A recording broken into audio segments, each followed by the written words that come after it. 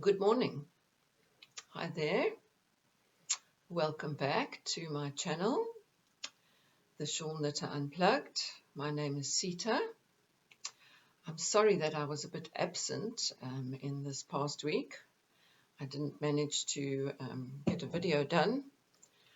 I don't know, my video making mojo was just kind of not there. I think my knitting mojo was there, but I just didn't find the time or the inclination. And then I did actually try to record the video, I think it was on Friday, and it cut out after 2 minutes, and I thought, oh no, today's not the day. So it's Sunday morning, and I am coming to you from South Africa. It's spring, it's trying to be a sunny day today. I think it will be probably quite cool, but lovely, and I am full of the joys of spring. So if you're a returning viewer, welcome back, and if it's your first time, welcome to my channel. I am a fiber artist, I am a textile designer, I love everything's fiber. I knit, I spin yarn, I dye yarn, I do lots of other things, but this is primarily about my knitting journey.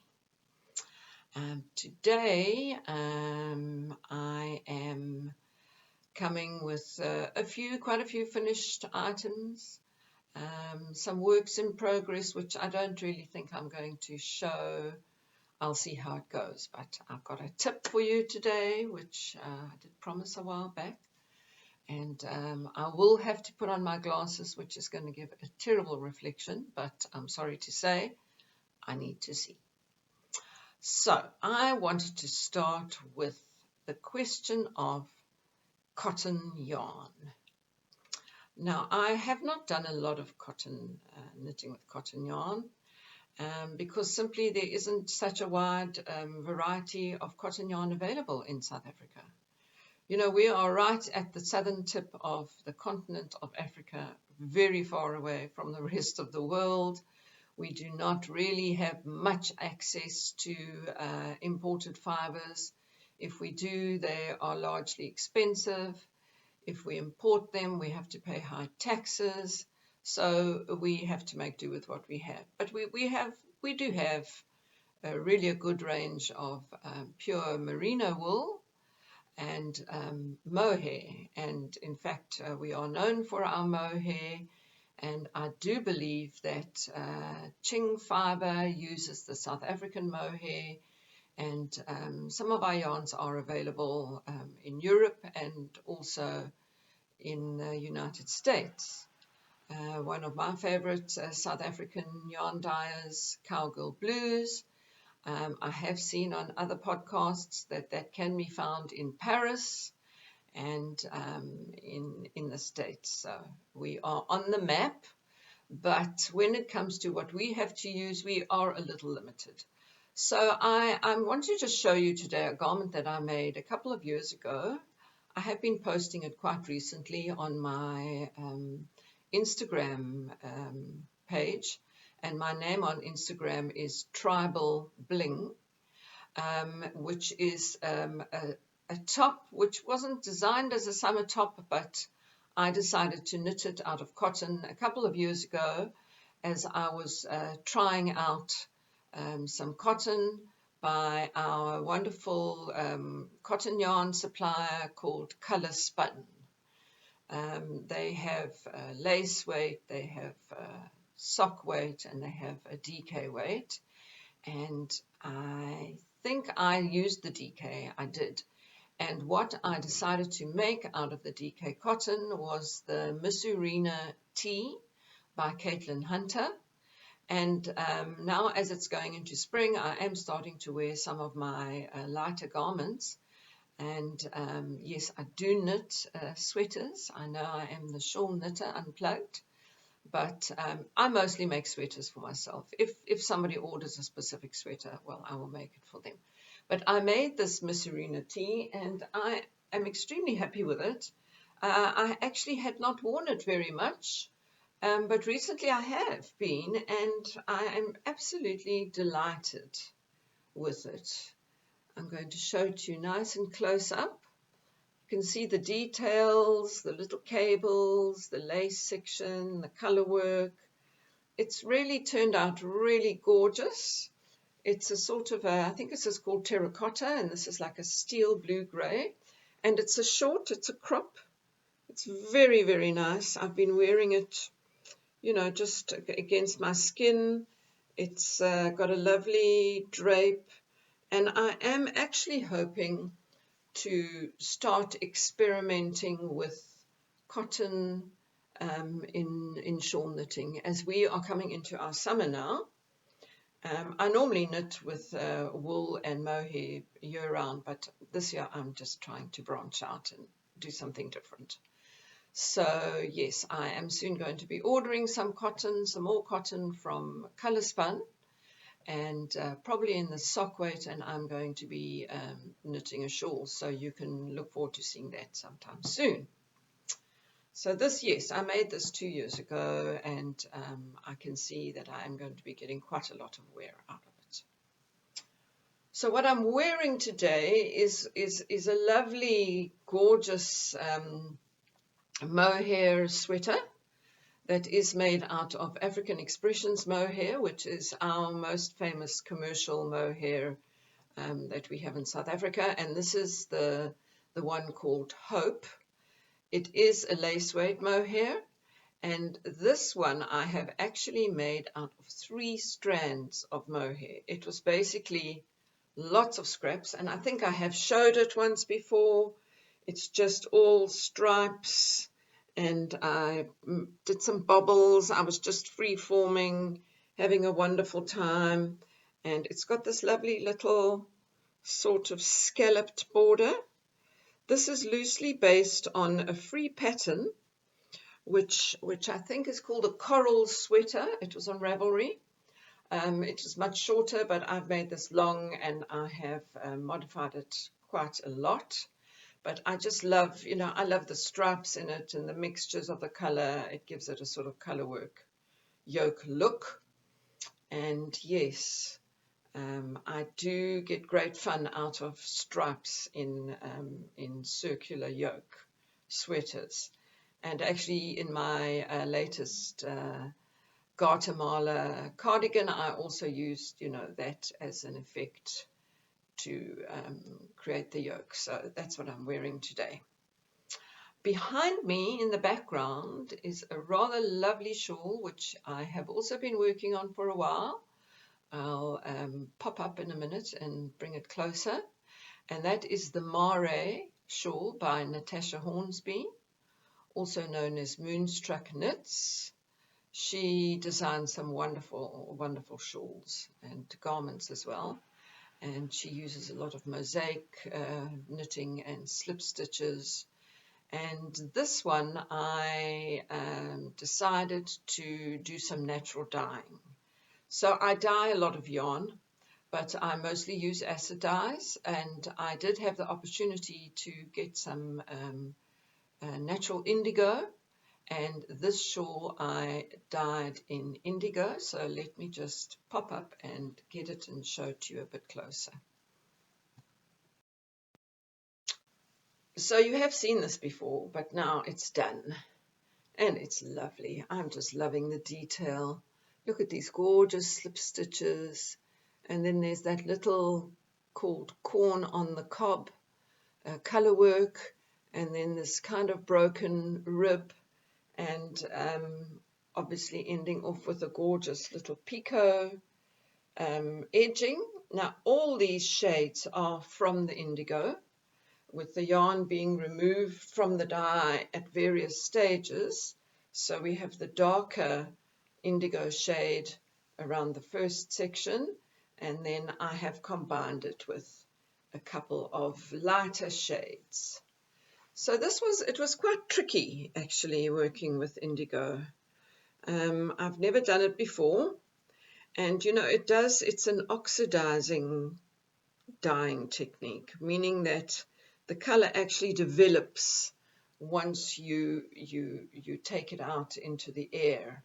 So you have to alkalize it first, and then the color develops. So I was in the beginning not doing it very correctly and just hauling it out and rinsing it, and I lost quite a lot of color until I decided to research a bit further. But I'm very happy with the shades. It's really lovely. This is actually an order for a very good friend of mine, and I think she's going to be very happy with it. I wish I was keeping this, even though blue is not really my color of choice, but it's a lovely shawl. It's really lovely. It's knitted out of South African merino, superwash merino. It's lovely and long, and I did actually cut the design off slightly. I've made a few modifications. It's not as deep because I was running out of the blue, and there was no way that I could get more. So that is my Mare Shawl by Natasja Hornsby, who I believe is actually originally from South Africa. So that is that.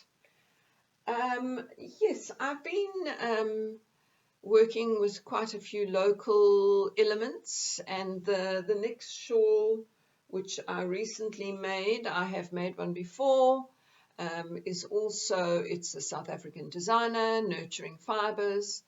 The shawl design is called the Abalone Shawl, and I have knitted it in the South African mohair and merino, which I have dyed, and it is grey and cream and slightly, ever so slightly pinkish.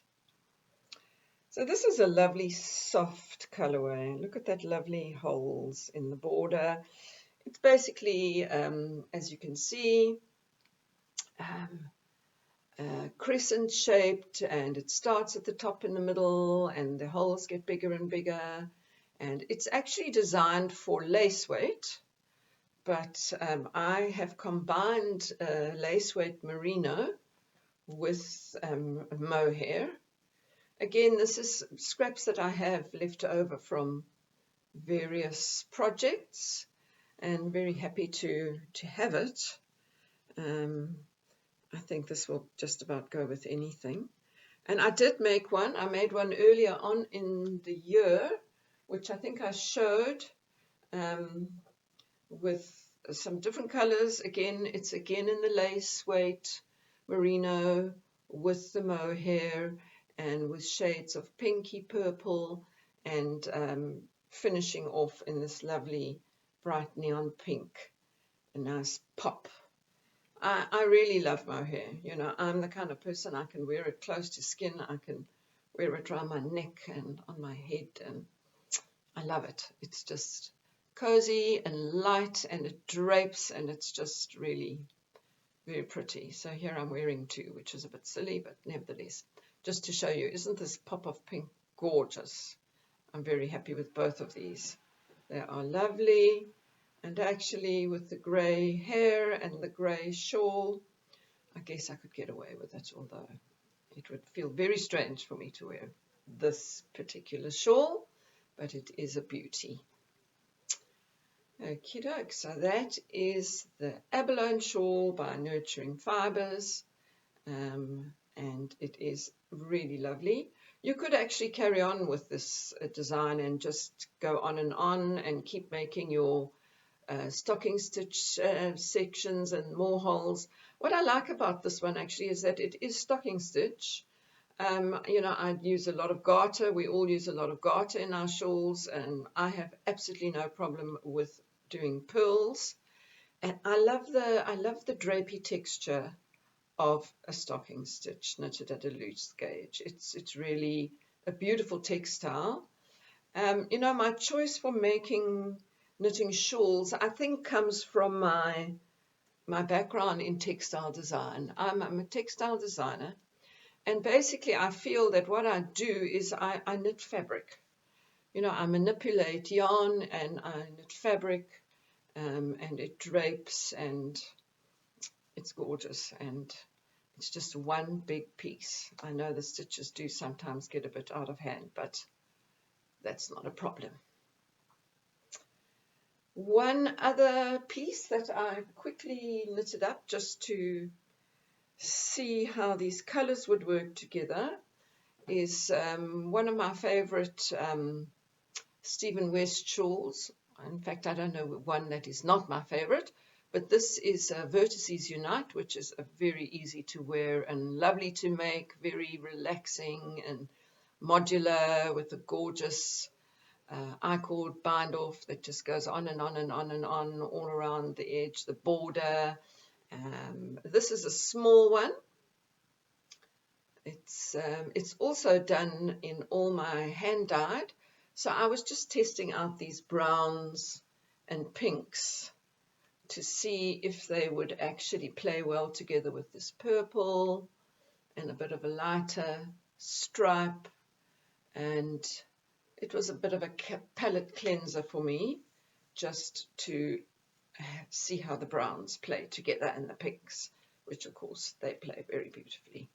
We love them, browns and pinks.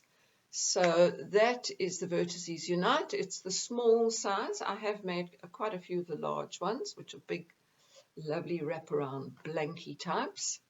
But this is just a lovely, easy little throw on in the morning. When I get up, I like to just put it on and go out onto the veranda and see the day and get started. And sometimes I never take it off. In fact, I leave it on quite now because it's lovely, even with the blue.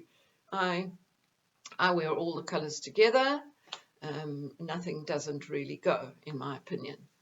But I sometimes, have asked my daughter, do you think I can wear this? And she often says to me, Mom, you're the only one that can wear that. So I don't know if that's a compliment, but I love colors.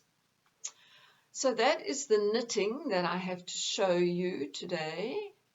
I wanted to talk about a couple of exciting things that are coming up, one of which you know all about, and that needs no introduction, the famous Mystery Knit Along from Stephen West, October. So this month of September, I am trying to finish off a lot of things because I like to focus on that. In October, I have dyed up quite a lot of yarn recently, and I've decided to choose from my existing palette. I may still change my mind, but as I dye more yarn, but I have a palette going that is kind of, let's say, pink and orange on the bright side, tonal, and slightly speckly, paired with a totally natural undyed yarn. Now, a while back, I made a really lovely painting bricks, very big painting bricks shawl, which I decided to use the natural undyed yarn, just this plain natural, as the glue that holds the bricks together, the borders, the garter. And inside the bricks, I used pinks and oranges and lovely bright colors. And it was so lovely, this cream just stood out so gorgeously as the border. So, we don't know what it's going to look like, but I'm taking a chance with this one. I am going to use this cream probably as the main color. Right now, it's going to be the main color. This is going to be the contrast. This lovely pinky orange with flashes of blue. There's even a bit of brown and green. So those are going to be my two main colors for my twists and turns. And this gorgeous tangerine, which I hope you can see, sometimes it shows yellow in the light, that is going to be my pop. I think I've decided on that. I've looked at all the kits. I don't need to buy a kit. And we have some lovely dyers here that are doing kits as well. But I think this is just going to be fun. So the cream will be my main, this will be my contrast, and this will be my pop. And I'm very happy that I've decided that. Now I'm looking at the colors in my lovely Indian cloth at the back there, and I'm seeing this gorgeous tangerine. So I think this will make me happy. Let's see how that goes. yeah, I have a few other dyed yarns that I've done recently. This is was also a possibility for me to use. This one with this turquoise teal, and again the natural, that could also work. I think that could also work very nicely, but that's not my colours, so we will hold that back. And then while I was in the browns and pinks phase, I did recently dye this. But this is going into another fun thing that I'll be participating in October. There is a lovely podcaster, Pia is her name, and her podcast is called 50 Fabulous Knits. She is Danish. She lives in Italy and she's a wonderful designer, lovely person. I just love watching her podcast. They're so calm and beautiful, and she's an incredible designer, very adventurous. She doesn't hide any of her secrets. She shares everything with you. And she, in April, I think it was, she did this very fun thing, which she called a knitathon, a 24-hour knitathon. So what she did is, for a period of 24 hours, she did sleep, okay? She did take some time off to sleep and eat and go for a walk and do those things. But within the 24-hour period, she spent quite a lot of time live on her YouTube channel, actually documenting the progress of a garment that she was knitting. So she was knitting a sweater, probably on rather large needles with Aran, and she finished the whole body in the 24-hour time. But she kept on checking in, and people would come and she would speak to people in the chat, and somebody would provide music for some time, and she would share her stories, and it was just such a fun thing. I kept on checking in with her to see how it was all going. So she is doing another one in October. In fact, it's on the 15th of October, and she has invited other podcasters to pop in and visit and do a live. I'm not sure exactly how it's going to work, but I am going to be joining her. I have a time slot, which I think is around about 3:30 or 4 o'clock in the afternoon, but I'll have all the details closer to the time, where I will do a live for 30 minutes. I'm going to be knitting a lovely shawl that she's designed, and this yarn is going to be in that shawl.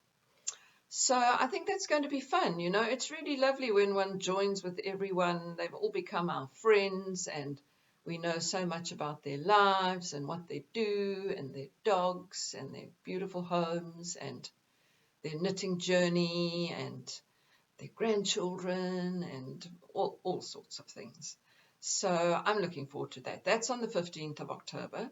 I do believe that is the weekend of the famous Rhinebeck Sheep and Wool Festival in the United States. So I guess a lot of people will be doing that, but there's enough of us to all be joining in all the fun that is available to us. So yes, those are two things that you'll be hearing more of from me, and I am looking forward to October greatly for those reasons and whatever else may pop up, and the beginning of summer. So I have promised you some tricks and tips, and I am going to show you something today that you probably know. Now, we all at some stage or the other in our knitting progress, we do color work, we join. If we don't do color work, we have to join the next ball or skein of yarn onto our existing work. So I've recently, it's not my technique, but I've seen it for the first time, and it is really fantastic. If you don't know Suzanne Bryant, I will link to her. She has hundreds of tutorials. She is a master knitter. She has some wonderful tricks. And by the way, I found this out because I had been thinking about the upcoming twists and turns and what that might mean. So we have been told we need a cable needle. So obviously we're going to do cables. But, you know, I watch a lot of podcasts and I see a lot of things on Instagram, and I see that at the moment, Natasja seems to be the flavor of the day. And I just wondered, would it possibly be a 2-color Natasja cable that we have to knit? So I was quite intrigued because I do like cables, and I think a 2-color cable, I've seen some, they're really, really great fun. So I looked up a tutorial for a 2-color cable, and Suzanne Bryant's tutorial came up. And in this tutorial, she showed this wonderful way of spit splicing yarn. So we know that what we do is we take one end of our yarn that we are knitting with, and the new piece of yarn, and we overlay them and we wet them and we rub them together in our hands. Now that works very well, but what happens is that you end up then with a few stitches of a thicker thread, of a double thread, okay? Well, that's not the end of the world, but if you're doing that on a cable particularly, you would notice it. So this is what I learned. And can you see these little squiggly plies? These come out of some of the spit splicing that I have done. So what you have to do is you take the one end of your yarn and you untwist it as best you can. This is a 2-ply. Okay, if it's a 3-ply, you would do exactly the same. So you untwist it so that you can get a darning needle in between the 2 plies. Which now, because I want to do it in front of the camera, it's virtually impossible. You untwist it and you get your needle into the middle of your plies and you separate your plies. Now she does stress that you should not cut it, because that it makes it more difficult to splice. So here I've split this now into 2. So I'm going to break off the one piece, and now I'm just left with the 1 ply. Okay. Then you take your new yarn that you're joining it to. This is the same color, so this would just be not color work. This would be now I'm joining in a new ball of wool, and I want to splice it. So I've split that one as well.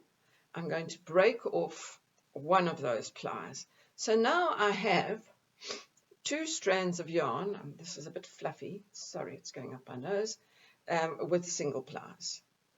Then what I'm going to do is I'm going to split splice it. But she actually says that in order to felt yarn, you need 2 of 3 things.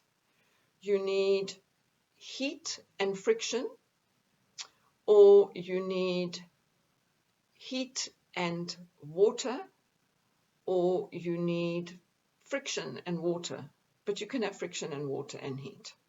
So basically what I do is I just very, very lightly have a little suck on my yarn, and then I start to do my friction. So I rub it together between the palms of my hands. It's hardly wet, in fact. It is mostly, I'm relying on the heat, which is caused by the friction, and I'm rubbing those ends together. If you have a bit of resistance, you can just give your palm a little lick, so you don't mind doing that. Give it a good rub. Make sure it's nicely joined.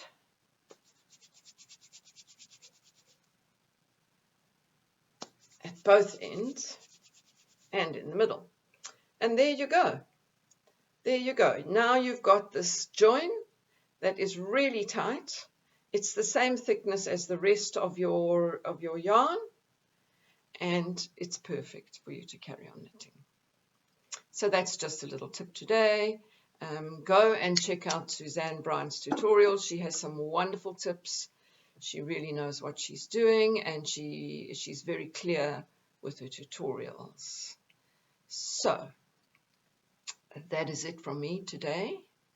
I am intending to go for a lovely walk. It is quite windy, the sun is out. I was up very early this morning. The full moon was shining through my blinds in my bedroom, and that got me up at 5:30. It was gorgeous to be awake so early, and I'm looking forward to the day. And I hope you're having a fabulous weekend. By the time you watch this, the weekend will be gone. It will be Monday. And thank you so much for coming to join me. And I will do my best to be with you every Monday. My name is Sita, and I really enjoy sharing my journey with you. Take care and be well. Thank you so much.